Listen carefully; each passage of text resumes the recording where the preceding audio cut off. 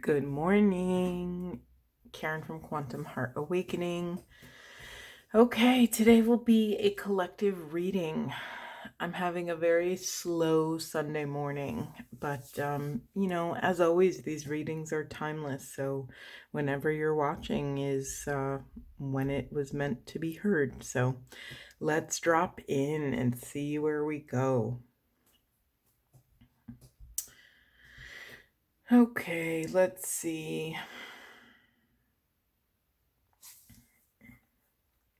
Okay, before I get into this message, I just want to mention and bring into our awareness the last two readings I have completed. So both the divine masculine and the divine feminine readings were celebratory readings. They were beautiful, beautiful notes of accomplishment and joy and celebration. And so it's interesting to me in this is another kind of extension of that specific narrative. Yes, a bunch of other things came up, but specifically we are focusing on this energy that something insurmountable has just been overcome. You've made it over the mountain you thought you'd never get to the top of, and now there's this whole new perspective, right? You get to the top of the mountain and you can see more. You can see the coming weather. You could see where the ocean is, where the horizon is. You could see maybe where camp is or how to get back home or whatever it is. You just have a more expanded perspective. Okay, where should we begin? And reminding us that we as a collective are in this liminal space. We are between this and that, right? We are in the in between. So there needs to be a little bit more conscious intention about this new beginning to intentionally take steps forward, to intentionally let go of anything that starts to creep in that you can identify as not serving you. Letting go of control templates, being able to go with the flow and trust in the mystery, trust in self in the face of the mystery. Yeah, that's a big one. So often on this path, we want to learn all the lessons to somehow prevent pain or minimize pain, when really what we're actually trying to do is to build our inner fortitude so that we can trust ourselves in the face of the mystery, so that we can have faith in self, that whatever does arrive, that we can actually confront it. Excuse me. Okay, sorry, there is so much here. Yeah, the whole primary message, before I go into the rest of it, the whole primary message is that you are stepping into some flavor of leadership. This could be leadership within your own life, within your own family, within your friend group, at work, in mission and purpose. There is some sort of leadership role that you are meant to claim. There's like a throne sitting there with your name on it, and no one but you with your name can sit on it. But in order to take that rightful place, you have to set your eyes on it, right? It's not something that's going to show up in your living room in your house. It's something that you may have to set a goal and work towards. Okay, the doorway to all of this is always gratitude, right? The doorway to calling your spirit back from places it doesn't belong is allowing that gratitude to grow roots in your root, right? To grow into some staying power. I don't know why I was told to say it like that. It's letting it go, just like it says in this message. Yeah, we are learning to let go. We are learning to let go also of any sort of perceived illusory constraints or the narrative I'm getting here is around when we are living for other people, when we are living someone else's vision, when we are working towards someone else's goal, we perceive what someone else needs or what we need to like get what we want. Even if what we want is not in alignment with our soul, what tends to happen is when we're working for someone else's ends, for someone else's means, we tend to maintain certain boundaries that don't really make sense to our soul, to our alignment. We wear certain masks and we spend so much time curating. Oh, sorry, I just realized this is out of whack. We spend so much time curating this mask and we put all our life force into this thing, and then we wonder why we feel empty at the end of the day, or our soul is exhausted no matter how much sleep and exercise and nutrition we get. There's another piece to this, because it's like nourishing someone else's goal or vision can often feel like someone pulled the plug out of your soul, like you're leaking energy somewhere to something that isn't fulfilling you. So there's something here about coming into your own alignment, making sure you are congruent in the soul. So reclaiming, like, this could be, it's funny. The first example I kind of gave you of, working towards someone else's goal, it felt like very corporate. I don't know why I'm getting this. It's just the impression I'm getting. It felt like a very corporate work environment. And yet now with these, the masks that you've maintained, it feels very personal now. For instance, like, do you dress a certain way because you want to be perceived a certain way? Do you wear your hair a certain way because you want to be perceived a certain way? Do you not let your body kind of loose? Do you love dancing, but you never let yourself dance because of fear of how you'll be judged or perceived or something? There's something here about getting back to bare bone basics within the self and going after what sets you on fire. Especially, more specifically, you're returning back to this core sensuality, to be able to express yourself in the way that you want, where you want, when you want, how you want, to express your sensuality through your art, through your clothing, through your speech, through your writing, through your work. There's something here about reclaiming your actual physical vessel, and that may come before reclaiming your space. Yeah, this is another version of stepping into this leadership, but it's internal leadership, right? It's leadership over the self. It's leadership over your desires, leadership over your boundaries, over your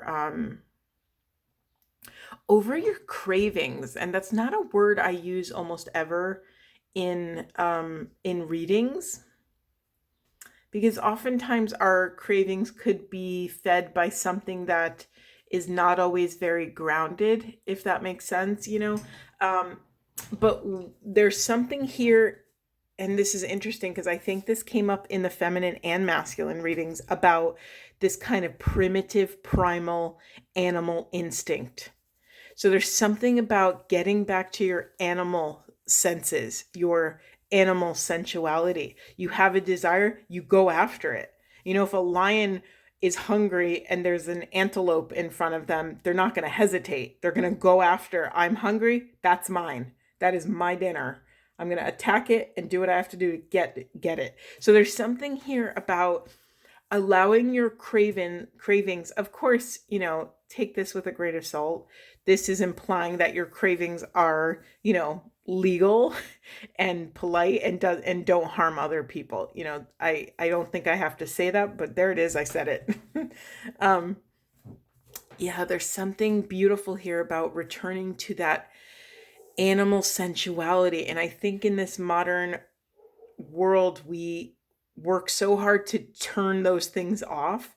We work so hard to, be in control of self. I mean, heck, I'm going to dare to say, even on the path of enlightenment, we try so hard to control who we are. And sometimes, you know, when we don't know who we are, or especially when we're on the edge of self, meeting the mystery of who we are, we don't know how to be. So we try on different, you know, ways of being. We maybe dress a certain way, or we dress a certain way, we speak a different way, we read certain things. We try to control so many different micro things. But what if you really fell in love with how someone dressed and you thought, I want to try dressing like that? You're allowed. If no one's ever told you this, you are allowed. I gift you full permission to play with who you are, to play with your image, to feel into the energetics of what it feels like to shift. Maybe dress that certain way and then go through the entire day just tracking how you feel. Do you feel more expanded? Can you access more love, or do you feel more contracted? And are you accessing some sort of like dense fear, judgment, or shame? Track these things. You're allowed to experiment and have fun with it. It was funny that I can't believe I'm going to tell you this story. It's really, really dumb. But when I first went to like my first Tantra retreat or workshop or whatever, I didn't know like what to wear. I kind of treated it like a yoga class, and I wore yoga clothes. And that was fine. Everything was fine. I had a lovely time. It was actually very transformative for me.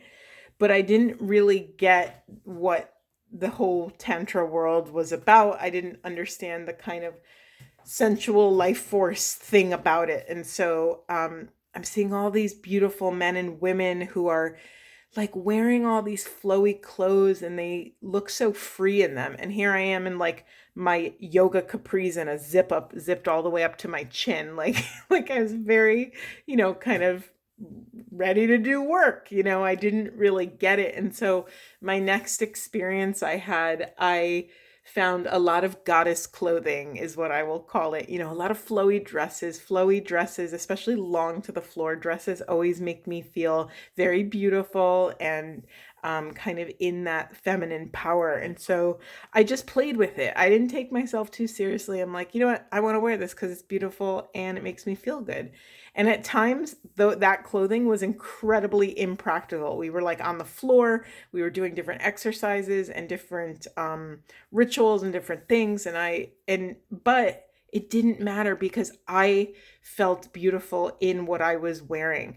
I felt beautiful, and that beauty, that feeling, excuse me, not the beauty, but the feeling of the beauty, the embodiment of the feeling is what gave me so much power and so much grounding and so much more. That power allowed me to set stronger boundaries and to leap further off the cliff to different experiences. And I was able to leap full knowing that I always had my boundaries with me, that I could always trust self. That's kind of the work we're learning to do, right? We're not trying to bang our heads against the wall, trying to control everything. We're trying to love ourselves enough to take up enough space to go at our own pace, so that in any flavor of chaos, we can access our discernment, we can access our boundaries, our consent. This is this new enlightened version of self-love. This is like the next iteration of self-love, coming into energetic sovereignty, right? Oh, I'm seeing an interesting visual of a medicine wheel. I'm just going to say that and track it for later. I'm not going to speak about it, but I am witnessing a medicine wheel as I said that. Okay. Okay, I'm like 15 minutes in and I haven't even really started the whole other part of the reading. So let's get into it. Specific message for someone. Someone has a perception that their absence will contribute to their manifesting abilities, that their absence will make them more magnetic. Maybe that's true, but the message I'm getting here is that your absence is just is one-sided. Hold on, let me sort this out. It's a lot of random words I'm getting. Okay, so be careful when you remove yourself from places, because I don't think it's having the desired effect. To put it bluntly, I think you're only limiting and harming yourself when you remove yourself. Sometimes when we're on this path and we are working through our wounds, sometimes we use absence to let me say it like this. The shadow version of absence as a tool is wanting to punish the other person, right? There's something here about making sure that if you do step away from a person, place, or thing, that you're doing so out of love for yourself, not out of wanting to harm someone else or punish someone else. Let's bring this absence out of the shadows into the light and understand, okay, am I doing this for myself or am I doing it for some other, hidden agenda? So just call yourself out or catch yourself if you find that you're in that position. Okay. A lot of reversals in this reading.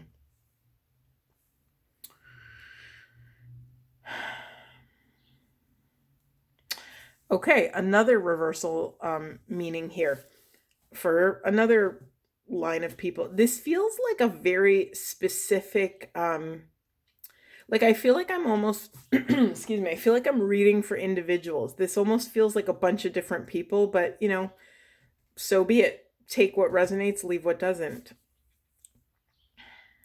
I just lost the message. Hold on, let me drop back in. I'm looking at preservation and renewal in the reverse, just so you know where I'm at. Those are these cards. Okay. There's a narrative here that some of you think that to overly preserve self is what will get you to that next renewal place. And while self-preservation is a profound tool, is a profound reason to take care of self and step away from certain things, it's also not going to be the thing that gets you into this renovated place, into this new space, this new beginning, this new life.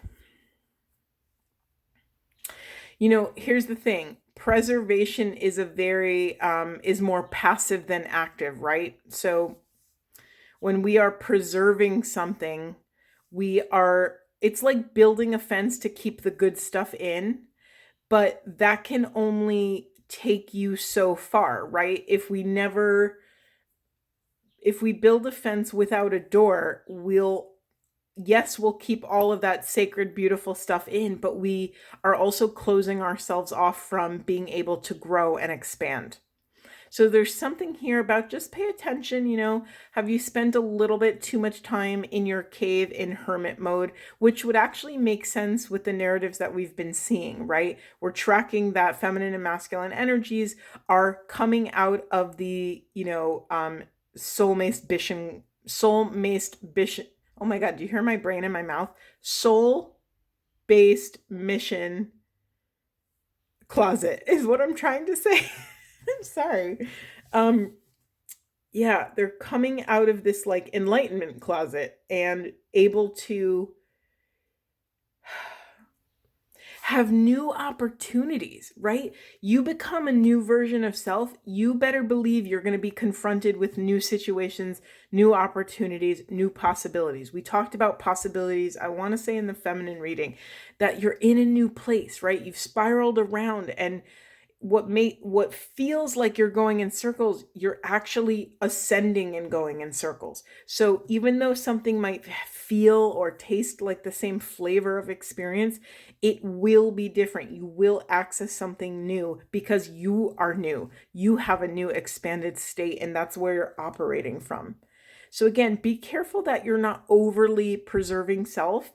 Honor where self-preservation served its function, and check in to see if it's now complete. I'm very drawn to this discontent and boredom card, and I very rarely get cards that come out sideways, but when I do, I keep them that way.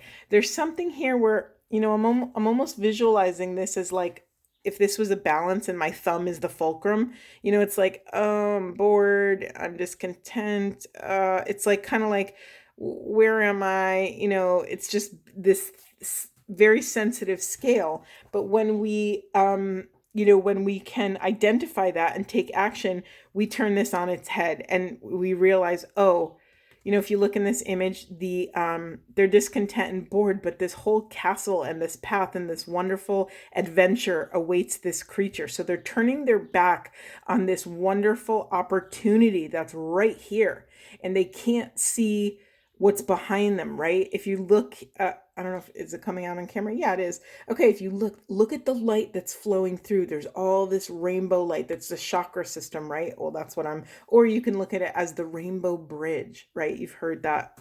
Well, I don't know if you've heard that before, but this person, look where their feet are. They are in the shadows. They are turned towards their shadow.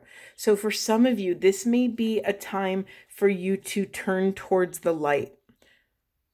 Remember, what have we been saying the last few readings? The universe is a neutral thing. We are the ones that assign meaning. So whether you've experienced good things or bad things or dense things or light things, we get to assign meaning. We get to assign gratitude to it and honor that. If we choose, and this is a hard one for people on the twin flame path, if we choose to see everything through this lens of meaning and the highest and best possible interpretation of the events that have unfolded previously in our lives, we will bring about more positive alignment. We will see the world that way. We will act from that place. Let me tell you, this single-handedly will change so much in your life when you can master this thing. Remember the analogy I gave you about the mirror? If you see yourself in a mirror and you want to change something, you cannot force that reflection to change. How do you change the reflection? By changing yourself. So remember that. Remember that's the idea we're playing with here. Again, bringing all experience, taking radical accountability for self, for what's on our side of the street. We cannot change what anyone else is doing. We're called to bring our awareness back to self. Okay. It's funny I said all that, and here we have universe, awareness, deception, envy, and then a ton of reversals. Let me just drop in. We have material harvest. I'm going to try to talk out loud a little bit more because I think it will round out the image and how I get to the places I get to when I'm channeling. So we have harvest, material harvest, triumph, recognition and reward, and spiritual strength. Okay, very clear. I put these together, but they might be separate messages, so bear with me. Very clear messages here. The spirit realm doesn't give a crap. Sorry, this is harsh. The spirit realm doesn't care about your accomplishments and your trophies and your gold medals. If you are waiting for some sort of egoic confirmation or validation, you are going to be waiting quite a while. And even at the end of that waiting, say you get something, it's not going to contribute to your spiritual path. So I'm inviting you to throw out anywhere in your life where you're waiting to be recognized. This is a call to recognize self, to celebrate self. If you're reaching outside for validation, it's time to validate self. If you're waiting for a man, a woman, a partner, a boss, your mother, your father, some sort of intimate person in your life to validate you, this is the call to come into deeper detachment and attach to the divine, because that's the only healthy attachment in this life. Attach to the divine and attach to self-love, right? Validate self, recognize all of the work that you've done to get to where you are. And don't give your power away to these people, places, and things. It will pull you off of your spiritual path. I'm sorry. Let me just take that back. It will not take you off your spiritual path, but it will not contribute to your spiritual strength. That's what I wanted to say. Because really everything in this life that happens is the spiritual path, right? There are no wrong turns. There's only, another lesson to learn or the same lesson to learn. Okay. Yeah, there's more. It's so funny. We're back in that corporate energy, and I've never really gotten this before, but it feels very like in an office setting, very corporate, very structured, very, everyone's very in control of their language, and everyone's hyper editing their emails to each other to be passive aggressive so it doesn't come off as drama inducing or whatever. It just seems really exhausting. So that's the first thing. But also we have, again, this triumph, this material harvest. So the brief messages here is when you give your power away to people, places, and things and seeking that validation elsewhere, it will have no bearing on what you want to build in this concrete world. It will not contribute to your triumph in this in this earthly realm. It will not gift you more of what you want, is the point. However, and I find it interesting, I didn't plan to put these like this, but do you see how these cards are almost sandwiched between this? So I find it interesting that we have spiritual strength and universe and awareness sandwiching all this other crap, right? That's not an accident here. So when we turn upward, when we look up and in, we access this oneness piece, this unity consciousness. We drop into universal intelligence, and then we are gifted with illumination. We are gifted with the light, with gnosis. And it is that information that will, I got to pull it out, hold on, that will allow ourselves to drop into that intuition, to never deceive ourselves. Deception and envy, right? Envy isn't envy one of the 7 deadly sins? It's like envy is a worthless, well, let's say, okay, let me flip it. What is the one positive quality? What is a positive quality of envy? Maybe a positive quality is that it will help us identify what we desire and where we hope to go. However, usually it doesn't do that. Usually it stirs up a bunch of other dense emotions of feelings of shame and not enoughness and maybe jealousy and all these other things. This is all deceiving self, because what's meant for you is trying so hard to work its way into your consciousness. It's what is the quote? What you seek is seeking you always. So think of it like this, when you are focused on someone or something else, it is actually pulling you away from having that open dialogue with universal intelligence, with the quantum field. Okay. Let's now go into this whole situation. Wait, I want to make sure I have time for the shadow things. Let me just say it really quickly. So let me put it all together. Okay. I'm just going to put these here so I remember to talk about them. So just quickly, in the shadow, in the unconscious, we have this alliance, balance, awakening, and dropping your shields. So there's something here, again, You're being called to surrender to higher intelligence, to drop your guards, and more specifically, drop trying to control everything. This is a level of an awakening in it of itself, right? There may be a mini dark night of the soul that you may have to go through to get to the other side of this. However, coming into this balance between self and universe and the quantum field, this is an alliance that you do not want to miss, right? This is the deepest connection that you should have with self and the quantum field. This will feed everything else. This is the, all rivers lead back to the sea. It's that all roads lead to Rome. It's that kind of energy. Like, this relationship you have with the quantum field will affect every aspect of your life. So make it a priority, or I invite you, let me not be so aggressive about it. Jeez. I invite you to make it a priority. Okay, let me drop into this chaos over here. Let's see. It's funny, there's so much guardian energy in this. It's that energy that the quantum field is in constant communication with you. It's just your awareness that is blocking it, or something is blocking the awareness of it. You've multiple guardian cards, elder, mother cards, master cards. There's so much energy here of higher wisdom that is desperately wanting to make its way into your consciousness.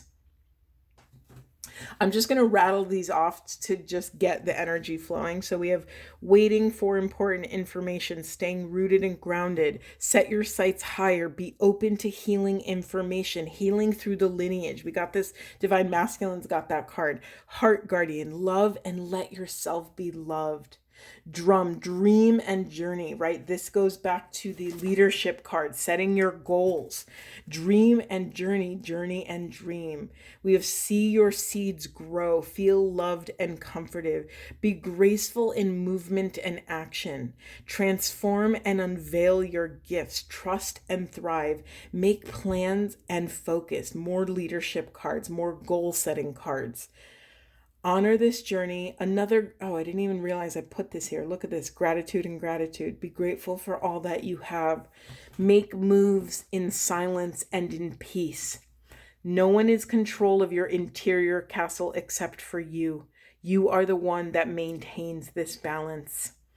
You are the one that knows what's going on within. No one else can take an accurate assessment or snapshot of your entire interior world. That is your job. So check in with self. Where are you outsourcing that job to other people, places, and things? Call your spirit back from places it doesn't belong. Okay. And when in doubt, you can always pray to Archangel Raphael, provider of healing for mind, body, and spirit. I'm going to leave it there. See you.